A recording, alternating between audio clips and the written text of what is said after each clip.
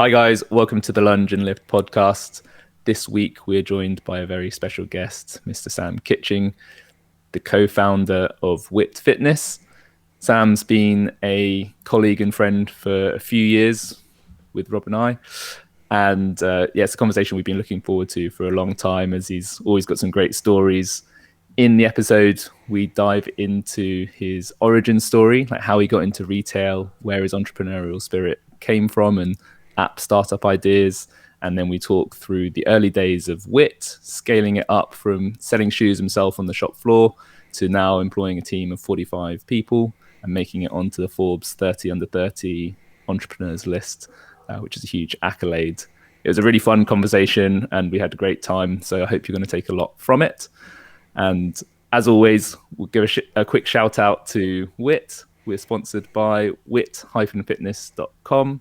Please use discount code LL15 to get 15% off your order. That's plenty of great stuff on there. And we're obviously big fans, so please do check it out. Anyway, let's get into it. Sam, welcome to the show. Thank you for coming. How are you, mate? Yeah, good. Thank you for having me. I've been looking forward to this. As I was just saying, I was slightly disappointed with some of Dan's answers, so I thought, I'll tell you some better stories and give you a bit more, basically. Thank you. I'm excited. Great, we're excited to have you as well. So just for the listeners who might not know who you are, please could you give us a quick summary bio of youth into business life? Or exactly. A bit of a WIT bio, or no, let's go pre-WIT. Let's start. So how did you get from school into what you're doing now? So basically always kind of been in retail, obviously, but kind of from school worked, in a shop like most people do, I guess, pocket money kind of thing. And that's actually where I met Dan. So we both worked for a running company called Up and Running. And we both worked in the Leeds store, and this was kind of pre-internet. We're not that old, obviously, but online shopping wasn't a massive thing. So, there was a real buzz. Like on a Saturday, like that place was absolutely rammed. And I think that's probably where, from my side, like I had a bit of a passion for it. I really enjoyed it, and really got a real buzz for it, and really kind of connected with retail. And I know some people will be like, that's a bit weird, but for me it was so enjoyable. And as I say, I worked with Dan. We really got on very well. Dan is a little bit older than me. He was doing his masters at the time, and I was still at school. And basically just continued to work for them, and they were a great company because I got exposed to so much so early on. They did give me a lot of responsibility. So even when I was at uni, for example, I was managing, I think it was about 12 of their stores.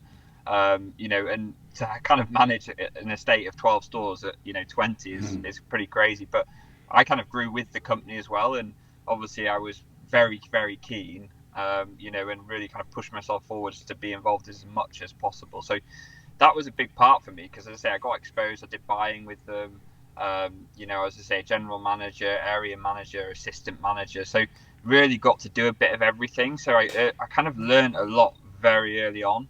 And that kind of really helped me kind of progress further on. And I was at university studying computer science, and to my parents' disappointment, of kind of 3 years on, I basically gave it up, and I said, I actually want to just stick in retail, and I want to, really make a go at this. And, and Up and Running, kindly offered me a permanent role in the head office, and I continued to kind of work on that. So that was kind of how I connected with retail. And then me and Dan actually kind of met again. So we had a really good relationship kind of, from me being about 18 to 20. And then he went off and set up his own cleaning company.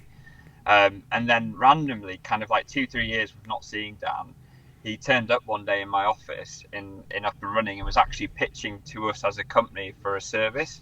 And this service was called Rover. And it was basically a mobile phone app, which was about loyalty. So Dan and another chap called Tom had an idea of basically putting kind of the traditional stamp loyalty card on an app, but it was going to all work through the QR code. And again, at this time, this was like 10 years ago. So, that was quite revolutionary. And I think, what they were trying to do, if they were doing it now with all the QR codes through COVID, they would be very rich men.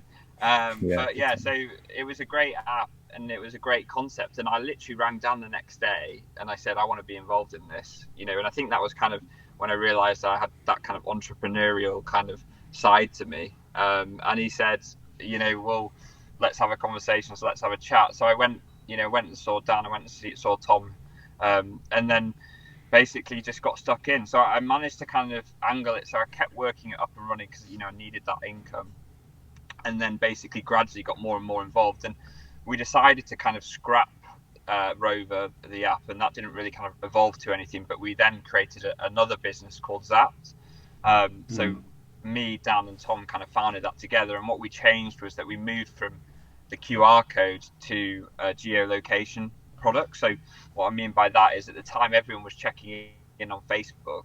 I'm trying, you get mates at a bar and you check in, and that would obviously be on your feed. And we cottoned on to like that, and we saw that obviously a lot of people were doing it. So we then developed Zapps. So effectively you would check into your favorite venue, your favorite coffee shop, your bar, and you would collect points. And then when you would obviously occurred enough points, you would get rewards.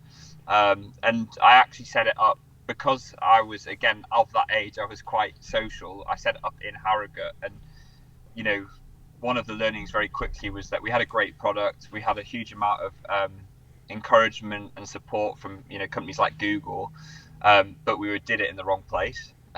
So it was short-lived. Like, we spent a lot of time trying to raise money, which meant that we weren't focusing on the business, and we really should have set it up in London. And I think that would have had a longer lifespan as a business if we had done.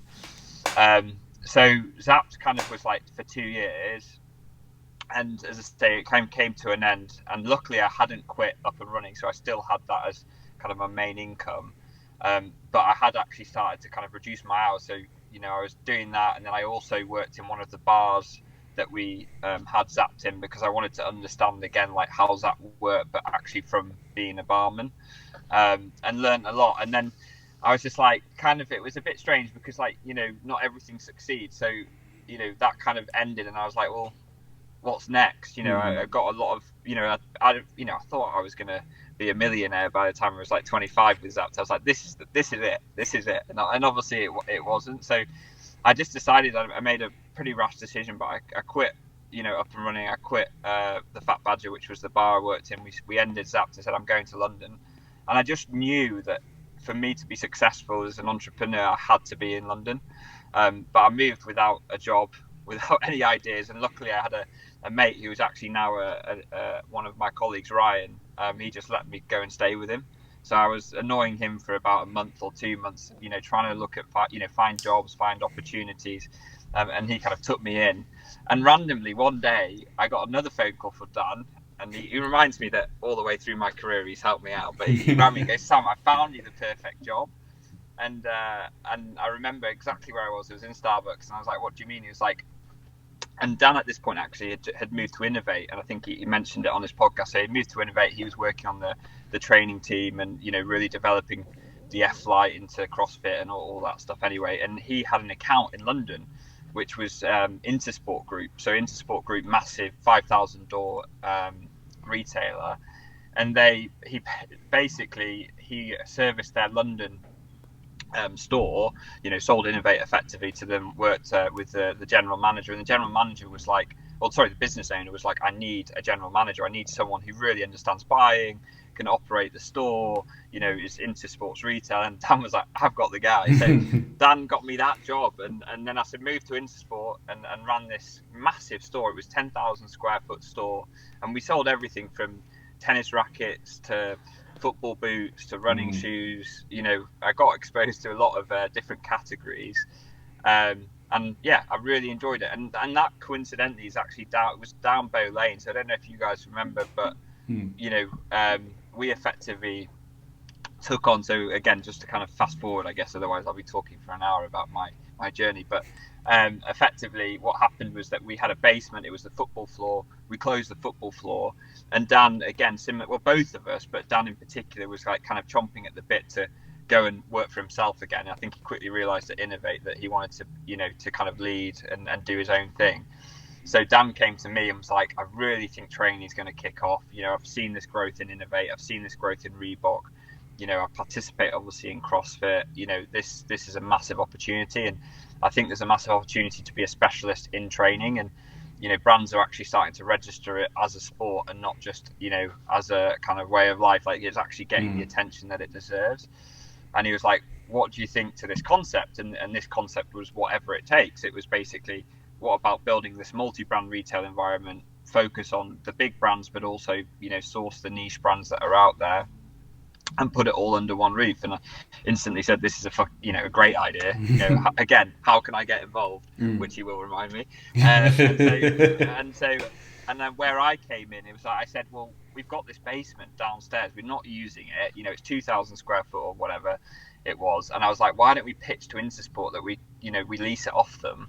You know, I know he's probably not going to be too happy that I don't, you know, want to continue with Intersport, but I think he knows, you know, through my personality that I want to continue to drive my, you know, career forward. So what I agreed with him is that I would continue to run upstairs and take downstairs with Dan and kind of be involved in both.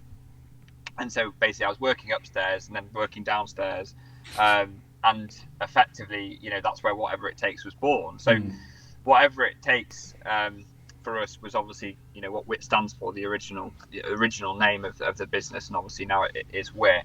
And we, as I say, we didn't really have a website to start. We did about 20% of our business online. Most of it was in store. So people were traveling from far and wide, and it amazed me because you couldn't really, and Dan had nailed it, like, you couldn't buy lifting shoes from anywhere, you couldn't buy speed ropes, and I really had to have a crash course in understanding what all this product was, because I was a runner.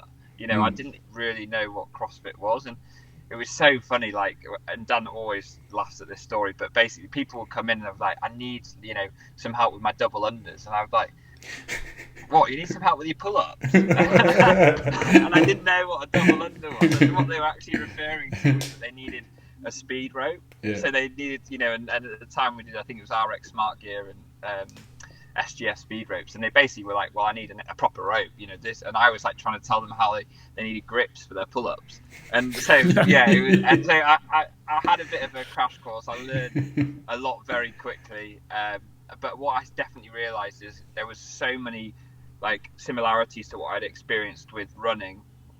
And when I went through the whole running piece, which was a big part of my career, I was in the running industry, as I say, for like 6-7 years. Like, gait analysis was this big thing. You know, you would do, obviously, you know, find out if you're overpronate, if you're a neutral runner and stuff. And what I saw the opportunity with training was like, you could create a very similar environment to that, where we had a squat rack in, and if you wanted to try lifting shoes on, you could try them on and actually understand if they're going to help you and if they're, you know, going to work for you and be comfortable, etc., and bring that to life, but for a different consumer. So, you know, I was really excited, and, you know, as I say, me and Dan just kind of really got stuck in early days. And first year was very, you know, hands-on, you know, and it was very much about that store. But what happened in the kind of background is online just went through this crazy growth, and by year 2, like, we had grown 400% online, and online had gone from like 20% of our business to like 60% of our business. So yeah, so then things just from there, you know, the rest is history. I don't know, like, you know, it's just been a crazy journey, and I'm sure you'll ask some more questions about WIT specifically, but, you know, that's it really. And I obviously still don't have a degree. My mum's not too happy about that, but I've definitely been around the retail game, I guess, now for 14 years, you know, and I've enjoyed every minute of it, and I couldn't think of doing anything else. I don't think I'll ever do anything else. So yeah, that's kind of the story. I think with the having your passion within retail is, I remember I used to work in Shoe in Oxford Street, and I remember on a Saturday, like, as you said, like the weekend, how like there was like the amount of people that were coming in and stuff, because this was back in like late 2000s, like around then. And I just always remember looking after people, like getting people coming through the door. It was a really nice, atmosphere to be part of. And it's nice to see that then you've been able to take your passion and like what you really enjoyed and really grow it into what you have now. And also taking the risk to just leave university and drop out. I was a civil engineer before doing PT, and it was my parents was like, "What are you doing? Like, don't." That's such a steady job. Like, what are you doing and doing that? And I know Ash was pretty much the same. It's sometimes you just got to do what you got to do, and you just go with your gut, and it's paid off for you, man. It's really good to see. I think that's the key thing there, isn't it? It's like going with your gut and just like actually following your passion and kind of. I don't ever see it as like work, you know. And again, you refer like obviously like the size. Like there is no better feeling for me than selling shoes on the shop floor. I always joke, like all my family say, like, Sam, what are you up to? I'm a shoe salesman, you know. And it's like it's a running joke, because obviously the business has massively you know, grown since then. But like if you come to the CrossFit Games or you see events, you'll still see me and Dan, you know, grafting on the shop floor, because that's what we want to, you know, how it started, what we want to do, and what we enjoy. I definitely don't get on the shop floor as much as I would like to, but you know, I'm sure Will Griffiths will have me in sometime. But you know, it's definitely, as I say, there's just no better feeling. But I think sometimes you just gotta, with regards to what you said about like your gut feeling, you just gotta go with it. Yeah. So. Big time. So, Sam, what is it about retail and shoes that specifically resonated with you? Like, where did that love for trainers and the sort of retail component start, do you think? I think when I started for Up and Running, as I say, like there wasn't online retail, so it was all about, and I worked on the weekend, and as I say, it was all about selling. And I think for me, that really, like, I'm a very like personable person. I enjoy relationships. I enjoy getting on with people. You know, I do make an effort, and like, I think so. I got exposed to that, I guess, because you meet lots of different people when you're obviously working in a shop. You have, you know, great conversations, really interesting stories, and then, as I say, like, I'm a bit of a natural salesman, so that kind of like all combined. And then from a shoe standpoint, I guess it was just because that was the environment that I was in. You know, first of all, I do genuinely think, like, if I hadn't been at, say, you know, Up and Running, and say I worked at a different type of shop selling different things, I would have, you know, probably just focused on whatever that would have been and kind of evolved. But I would have definitely stuck in retail. Like, the retail is definitely the thing. And then I've just grown to, I guess, love shoes. You know, and so yeah, shoes have just become a big part of it. And then, you know, been so fortunate to, you know, work with, you know, the biggest brands. Obviously, I've worked with Nike now for like 10 years, and Adidas and Under Armour and Reebok and stuff. And it's really cool to see, you know, the product they make. And that's also what's so cool about WIT is, like, you know, because we're a multi-brand environment. Yes, I love obviously seeing you guys in WIT t-shirts and seeing that itself grow, but I also love that, you know, we have such a collaborative mindset as a business, and we get to continue to work. Again, it all kind of, you know, comes together, like, get to work with so many different people and see so many different things. And we have a kind of rule in, you know, in our business, like, the door is never closed. So, you know, any brand can kind of at least come and speak to us, you know, and any brand can, you know, at least tell us what they're doing and how they think, you know, that we could potentially work together, and we'll always explore it. So yeah, no, I think that's the shoe thing, as I say, kind of has come a little bit after the retail, I guess, whereas the retail just, you know, from the beginning has just been massive for me. Awesome. And you talk about the collaborations with the big brands like Nike and Reebok, and I think that's been a huge part of WIT's success. How did you basically get in there to start with? I've heard some good stories about. Well, I'm one thing about me, and again, I don't know if Dan's told the story, but I'm willing to go anywhere, anytime, any place, you know, and I'll make that effort, and I'll do absolutely anything for WIT. And effectively, when it comes to Nike, for example, I kind of just invited myself to their head office in Portland for about 3 years. So once a year, me and Dan would effectively just turn up at Nike, you know, and I'd send an email and say, we're coming. You know, and at that point, honestly, we just had our small store in Shoreditch and, you know, a bit of an online offering. And, you know, compared to probably, like, you know, the GMs and CEOs of, you know, Foot Locker and stuff that, you know, actually got invited, we were small fry. You know, we were selling like 10 or 20 shoes a week, and I was like making it the same kind of noise as like Foot Locker, in the sense of, you know, inviting myself and then forcing them to kind of say, well, I want, you know, 20 of the most important people in training to be in the room, and, you know, I want to tell them, you know, about WIT and tell them who we are. And that's kind of paid off, like it has, like, you know. And sometimes Dan would be like, we just can't afford it, and Dan was right. Like, you know, we didn't have any money at that time, and we'd literally be paying for the flights obviously ourselves. It wouldn't be through WIT and stuff, but it's massively paid off because I've built genuine relationships, you know, with the brands. And Dan in particular with Noble, like, he wrote to Marcus before they even had a shoe. He was just like, I've seen some of the social stuff you're doing, like, this is awesome, like, we want to be involved. And I think me and Dan are really accessible, and I think that's important. Like,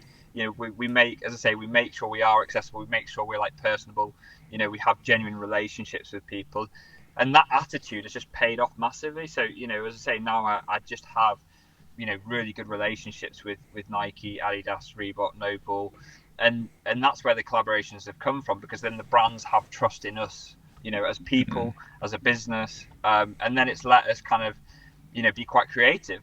And I've been super fortunate that, you know, the first collab we ever did, the first actual collab we did was with Nike, but it wasn't really a collab. It was quite funny. They were like, we wanted, you know, effectively they wanted to kind of use our authentic brand to make their product cool, but the product kind of already existed. So what we actually did was we like changed the insoles, we created, you know, a slightly new heel, and we changed the orange bar. Compared to the detail and the level of like that we're going to now with collabs where we're working on them like 18 months out, you know, I'm always like, it was actually technically our first collab. We made 500 pairs, but, you know, compared to what we're doing, it, you know, it was quite basic, I guess, but that really got us going. And then we did, as I say, you know, ones with Reebok. We've done like some great like legacy lifters in the past. I think you guys have seen those, and then nanos and stuff. And next year is really exciting because, you know, I have to, and unlike Dan, I do pinch myself a little bit, but, you know, I've got, you know, we've got collabs coming next year with Under Armour, Puma, Reebok, and Nike, and I think, you know, that for me it was like a real sense of achievement, like knowing that, you know, 4 of the biggest brands in the world, you know, want to be associated with our brand. But yeah, I personally feel like that's come from, as I say, making that the effort and kind of invite us regularly to get shit done, I guess. But you know, now it's really cool, and it's definitely a cool thing about the brand. In terms of making that effort, Sam, I've heard you made some very strong effort one day in the Nike HQ involving some burpees. Can you tell us that story, please? I think so. I knew that was coming. I don't know if Dan shared the video, but I can't remember if they're new to the team, but with Nike, obviously we have a team of 4 or 5 people that we work with every year, and these guys were new to us. And the guys at Nike, every employee, like that, you know, all super talented, but they don't necessarily know a huge amount about CrossFit. So I think the Open maybe was going on at the time, and we were talking, talking to them about it. We were obviously giving them a bit of background, and I was like, well, you know, I'll do a bit of a demonstration to what a burpee is, and I think I fell over or something, and then Dan's very good at capturing like all these moments where I fuck up basically or do something stupid, and then will continue to remind me of them, you know, like, forever. So yeah, I think you've both seen that video. It was slightly embarrassing, but again, the Nike guys found it quite amusing anyway. So I'm sure that actually only improved the relationship, that they could laugh at me. That's brilliant. Yeah. Great. And so I guess we've got a good idea of the early days of getting it all off the ground, getting set up, like selling shoes yourself. When did you realize that you'd made some serious traction sort of between starting up and having these huge collaborations with the big brands? When did you think, hang on, this is really picking up some speed, and, you know, you're starting to employ people? When did that happen? Yeah, I think, again, you know, I referenced obviously inviting myself to the brands. What was funny for me, where there was that transition where, you know, we then actually got invited, but also, you know, I referred to obviously Nike earlier, saying, you know, a handful of people, more and more people from other brands started working specifically on our account, you know, and it was just like, you know, I was just kind of, this is mad. And as I say, alongside that, you obviously have us kind of building product together with these brands, and then, you know, more and more people. It's so funny yesterday, actually, like more and more people kind of joining, and Dan wanted to address some, you know, new starters to the business. And I think this week alone, like 5 people have joined the business. And, you know, it's gone from, say, you know, me, Dan, Kenzie, Matthew and Billy, kind of, who were there right at the start, to I think it's 45 people now that work for WIT. And I think when it from a staff standpoint or from a colleague standpoint, like, that's probably the biggest thing for me. It's like, I'm just like, I emailed Dan the other day. He didn't reply actually, but I emailed him saying, what have we done? Like, on the company-wide email, there's 45 people. This is crazy. So I definitely probably say, yeah, from a staff standpoint, that's where you kind of like, for me, kind of, oh wow, this is crazy. We're responsible for a lot of people, but we've also created a great environment, great community, and I think that's the one thing about WIT. Like, I think the best thing is genuinely the people, and everyone who's within it is just like equally as passionate about it as us. And I think that's amazing. That's awesome, and that's by far the thing I'm most proud of is the actual team and building a really good team. Yeah, and I think as well, you could be essentially taking in the next Sam Kitchen, and this thing getting someone else like fired up about retail, someone else that turns into their own brand down the line as well. Because that's it. People, the community side of things, I say, just walking into the store. The way everyone that walks through the door, it's the same kind of, it's like quality experience. It's just a nice place to be. And obviously you guys have done an amazing job with the store and the way. Now, I said when I walked in the other day, it reminded me a lot more of an experience. So, how like Niketown is, where you'd walk into Niketown and you'd see everything like laid out accordingly, and just like, it looks really smart. And that's what I feel WIT looks like now. Like, you walk in and it's like a showpiece, even though it's still a store.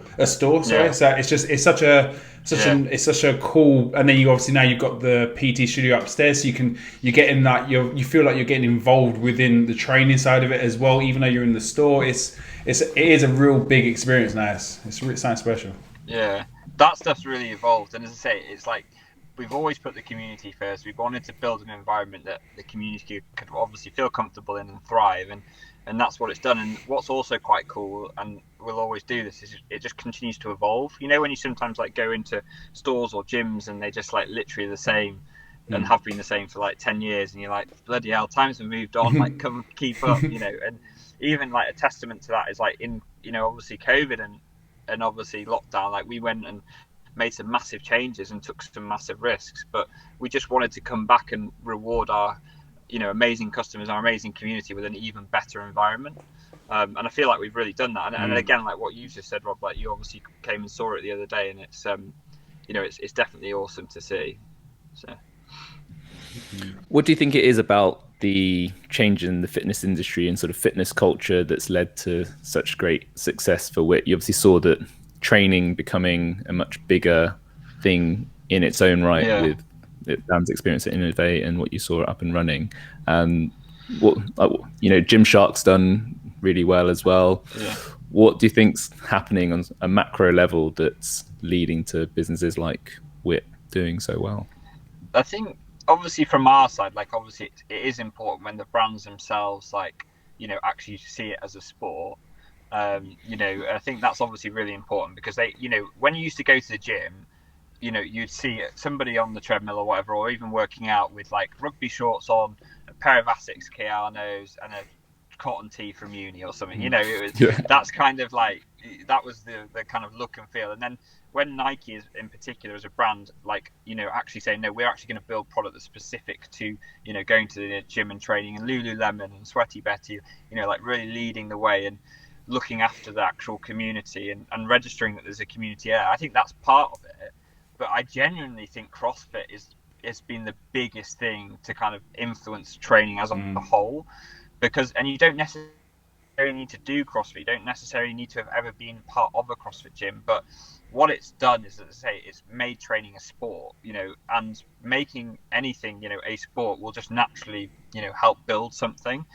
And so I do genuinely think that CrossFit, has been the biggest thing to see that shift. And then what's actually then happened, as I say, is like, more and more people have taken interest, but actually then people have also realized the benefits of being healthy and like started to prioritize slightly differently. So it's gone from like, going to the pub on a Friday to actually, well, I'll go to the gym and, do a workout with my friends and feel good about myself. And, and again, that's my personal opinion, is that, as I say, like, it's like all the things that I've kind of just referenced, like, have had a part to play.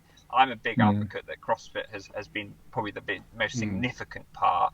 But yeah, just people have just kind of like obviously got more educated over the years, like, and realize obviously to the benefits and just actually how much better they feel about themselves. They don't even necessarily need to be that physically fit. It's just also like your mental state from, you know, actually training and exercising. So, you know, and I'm a classic example of that. Like, I operate so much better when I do make an effort, and when I do slip, you know, and I am one who's guilty of like having, you know, periods over the last few years where work's just got so mental that I've sacrificed my fitness. But then I've just realized very quickly, like, I'm not happy, I'm not enjoying this, and actually my work is sacrificing.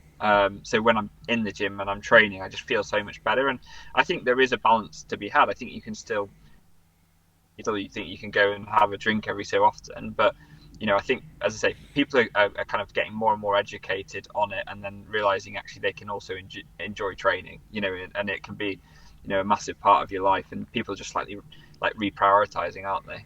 Yeah, big time. And I think it's only going to get bigger, isn't it? Like, you know, more and more education out there, more awareness.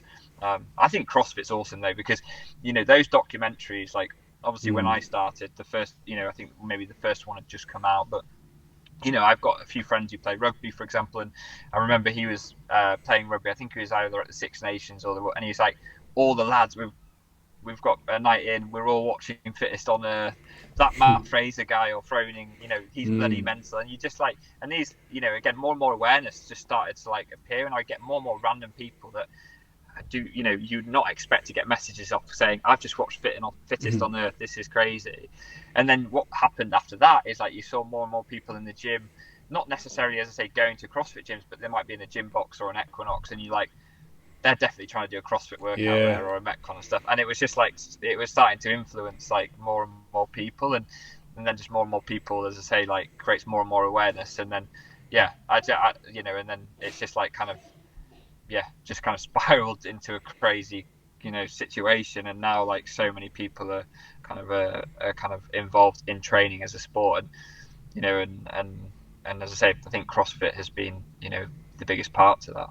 I think that's my opinion. No, you're 100% right. It's like, even like from being within the commercial gym space for say nearly enough for the past 10 years and seeing how it's changed there, is in what CrossFit done is it brought everyone together, male or female basically, and is like, and everyone's doing the same thing. Whereas it used to be women can only do this, guys can only do that. You bodybuild, you do this. Like guys do bicep curls, women tone doing tricep extensions. It's like, and then it's actually we're all together now doing thrusters. And do you know what I mean? So it's like suddenly it's brought everyone together with the same goal of getting better. And like you said earlier, it's like, that's the thing of people want to be part of a clan and a community, or like of knowing that we're all doing the same, not necessarily I say the same thing, but it's like, you know, we're all with that same mission of trying to get better and feel better. And as you said about like that balance, it's like, I know you love a drink, I love a drink, and it's like that's what part of training is. It's like, you know, you train so, because if you just drink, you deteriorate. And it's like, that's the thing, and you really feel the differences. And I with my own training, is I know I have a couple of drinks and how much it impacts me. So it's that balance, and you're finding the sweet spot. So I don't want to stop drinking, so I enjoy having a good. But it's nice being able to have fitness as like a priority, and also just especially being within like the CrossFit space, as in it is just that wholesome mentality. So it's great. Yeah, it's just also so accessible as well, and I think social media has been a massive part to play, because like obviously, you know, you can go and do a little burpee, you know, air squat workout, you know, anywhere in the world at any time, you know, any place kind of thing. And social media's like showed people that that's possible. And I think there's so many things that have influenced and obviously created. I don't think it's obviously solely one thing. But yeah, social media probably is a big, when I've had time to kind of think about your question, I think social media obviously has definitely helped. You know, obviously there's good things and bad things with social media, but for awareness of kind of looking after yourself, you know, that is a positive to it. So I think more and more people have seen how accessible and how easy it is to do. And like, obviously with COVID, that was really like, I think it was obvious what was going to happen, but obviously shows, you know, how many more people started up like taking some form of fitness, because, you know, obviously they were restricted in what they could do, but they actually probably realized through brands and apps like Fit and the Apple Fitness stuff, like it's so accessible and so easy to do. And then once you get involved, you actually realize how better you feel. So yeah, no, it is really interesting. But that's also what's so exciting for me with WIT is like it's only going to get bigger and only more people are going to get involved, and we're super fortunate that we're a leading brand in that space. So we will hopefully kind of be able to continue to do amazing things and actually like benefit from it and grow our community, because actually the sport as a whole, the industry and fitness as a whole is just growing. So massively.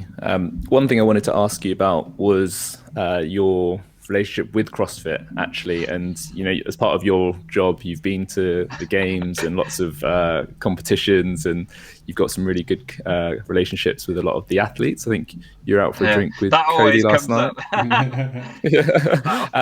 Again, yeah, Dan I guess. Well, I think it's been a huge part of your success is that you are so liked by so many people in the industry and so many different aspects of the industry, I guess. So how did you start talking to CrossFit? When did they start paying attention to WIT?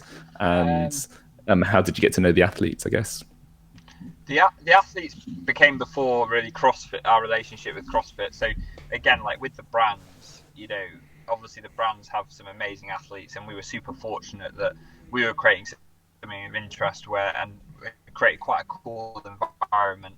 Store the brands, because the brands are quite guilty of like not utilizing a lot of their assets, and so brands like Reebok and Nike have amazing assets, but sometimes don't get the most out of them. And we are very aware and always have been very aware, and Dan as well, like the athletes are a big part of our community and big part of not just in the sense of CrossFit athletes, but athletes as a whole. And athletes are inspirational, and they are super inspiring, and that is something that we're inspired by every day. So we wanted to make sure as a business, like we were really involved with regards to athletes, and we didn't necessarily need to sign the athletes ourselves, and we couldn't necessarily afford the athletes, especially at the beginning. So for me it was like, well, Nike have these amazing assets, Noble have these amazing assets, let's ask them if we can do things, if it's anything from a meet or greet or to get them over to do a workout or a seminar. And that became a big part of it. I think you guys probably remember when we opened one new change. I think I had Nike one week with Matt Fraser, Sarah, Cara. Next week I had Tia, Scott, Dave Castro. The week after we had Brooke at Noble. It was like crazy. It was like they were coming in buses. But it was a case of just like, again, asking the question, saying to the brands like, this will benefit us all, like let's use them. And then as far as the actual relationship with the actual athletes themselves, I just know, I'm a normal person, they're a normal person, talk to them normally. Like whereas I guess some of the brands have this approach of like, you can't go near them, then they're like obviously superstars and they're amazing people, but they don't really treat them sometimes like humans, which they should. And I've just always made that effort. Like if I'm speaking to Matt Fraser or Brooke, I speak to them in the same way I speak to you guys. And not necessarily like every time we always have something in common, but some of them I have had a lot in common with. Brooke is a particular example. We just get on really, really well. We like similar things. We do similar things. So that has just built a unique and cool relationship. And obviously Cody's another classic example. Elliot and Jamie, like they're just good people, and we enjoy hanging out, and we do try and do stuff outside of just like work and things like that. So that's kind of how that's built. But as I say, like especially early on as well, they were also growing. So even when we first started, obviously Brooke had probably had her first season in CrossFit but had done really well, but was nowhere near the, I think these athletes at the time, say, had 100,000, maybe 200,000 followers on Instagram, which is still a lot of people, but now they're like in the millions and stuff. So we've kind of grown together as well. Like they've grown as personalities and we've grown as a business. We've stayed in touch. And then, recently, obviously, we've always wanted to have our own athletes, and we've always wanted to kind of, treat them in the right way and do really cool things with them while also working with, athletes from other brands. And so we've been fortunate to sign some incredible athletes, like obviously Sarah and Jamie and Elliot, which is again, that's another kind of pinch me thing, because Sarah obviously left Nike and came to us, so it just showed that we were doing something right. And she, I think she could see that she could be part of something, and that was quite exciting for her. Whereas obviously, Nike's just such a big brand, you are one of many. So yeah, that's kind of the kind of athlete relationship thing. And now we've got a team that's dedicated towards it. And I think you obviously both know Fraser, like perfect personality for it. And he's hopefully building similar relationships. And I think it will hopefully continue to be, a big part of our business, because, we understand how, influential and inspiring these athletes are.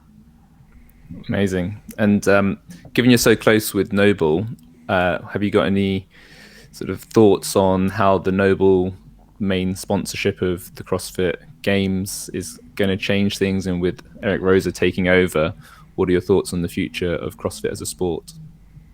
Well, it's definitely in good hands. Obviously, so Dan has a better relationship, obviously, with Eric, and I'm yet to actually meet Eric, but from what I hear from Dan and what I know, like, I think I think he's saying and doing all the right things. I think obviously it's early days, but I'm sure we're going to see some great things there. And Noble, obviously, Todd, he's one of my best friends. We again built something, at a similar time. We've kind of gone through very similar things, and we kind of can talk a similar language because of it. And what is so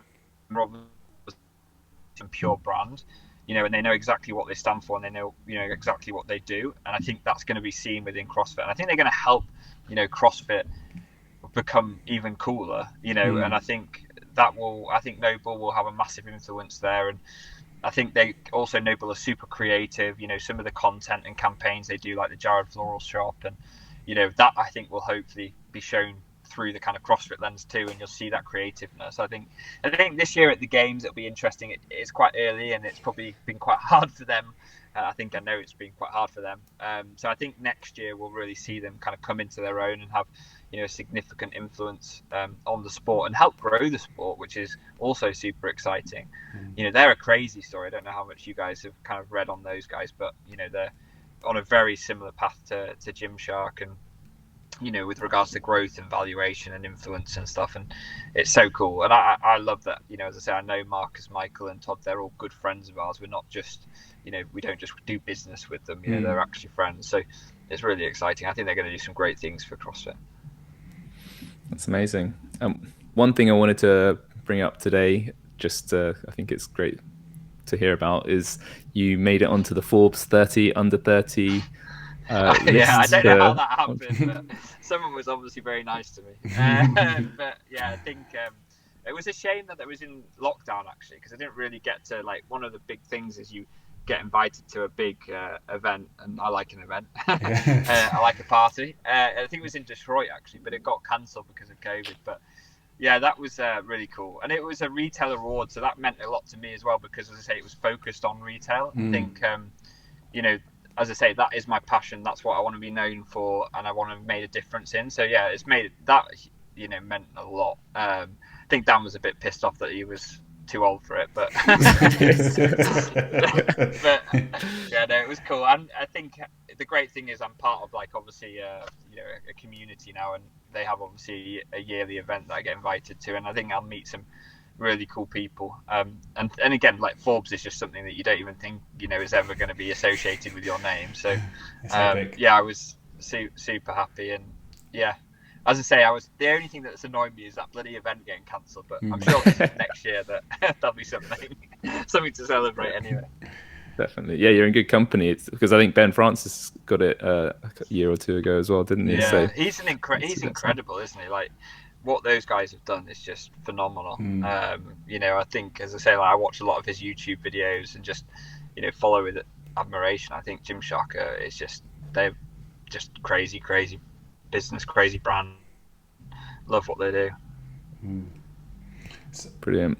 Go on, Rob. Yeah. So what do you see is next for WIT Like what's your next steps that you can obviously talk to? Obviously, you've mentioned about some collabs and stuff like that, and obviously because we're now coming out of the COVID stuff, what are you going to any events and any ones that are actually going to be playing, or is that going to be hush hush? Yeah, I'd hope you'd see us in some capacity at the CrossFit Games. Obviously, travel is still, a bit of an issue. But fingers crossed. As I say, we've got a great relationship with CrossFit. I think there'll be some exciting things to come with those guys and some exciting announcements. And I would hope that we're at the CrossFit Games.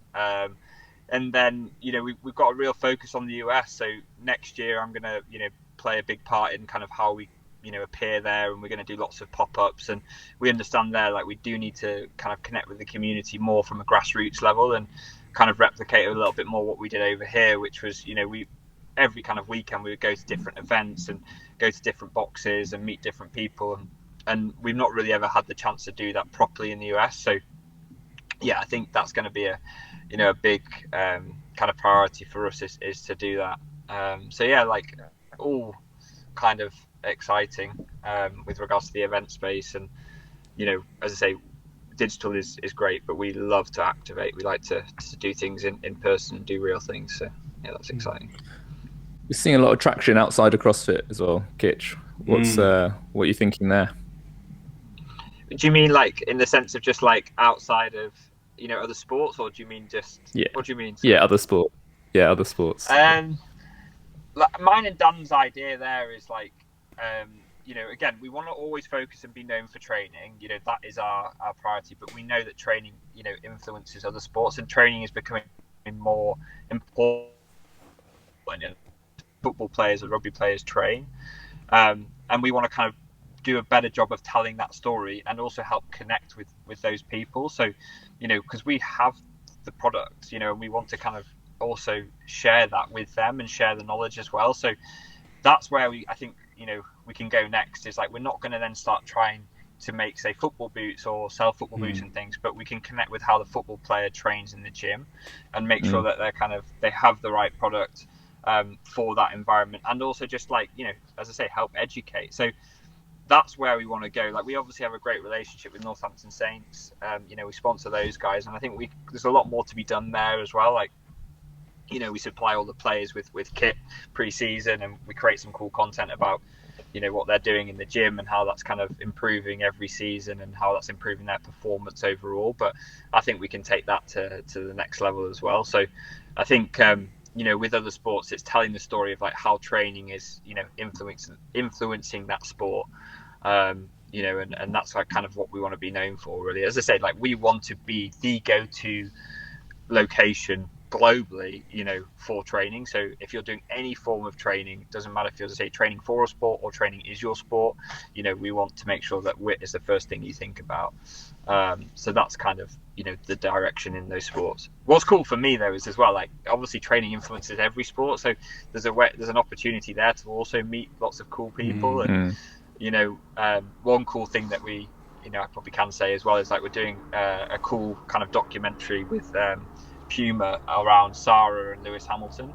So this is kind of like kind of cross-pollinating and showing like obviously what Sarah does in the gym, and what she's known for, and showing like the lens of like training is your sport, and then obviously showing how Lewis is 7-time world champion and like how he trains and how that influences him in the car. So I think that's going to be some cool content. That's going to be kind of like not really done before, or not done anyway in that capacity anyway. Because I've always felt that other brands have potentially known that training is a big part of other sports, but not really being able to tell the story in the right way or connect it in the right way. So I think like we can be a big part of that. Yeah, I think that's an amazing space. Obviously, it's an area of extreme passion for me and Rob, just how to train appropriately for sports, and the sort of strength and conditioning that goes around sports is evolving so quickly, and I think there is so much room for improvement even at the highest level. So if WIT can tap into that, it'll be a phenomenal place to be. Is there a particular say sport or training methodology that you kind of want to get in that you haven't got in yet, or like for instance, like say where I'm doing a lot more, say, triathlon stuff at the moment, have you thought about doing any more, say, running specific stuff or cycling specific? Have you thought any there, or have you got into like any sports that you like to watch that you want to get in, and hopefully like you are with Northampton Saints?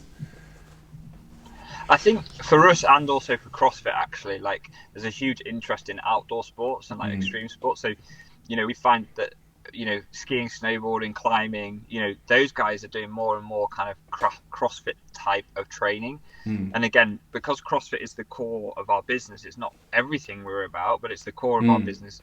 I think, for us, it's probably an easier kind of opportunity to kind of get involved in and be able to like do it properly. So I think outdoor sport is going to be more of a priority for us. I still think, again, there's a huge amount of opportunity in rugby. I think we'll do more, as I say, we continue to support Northampton Saints, and I think we'll do more there.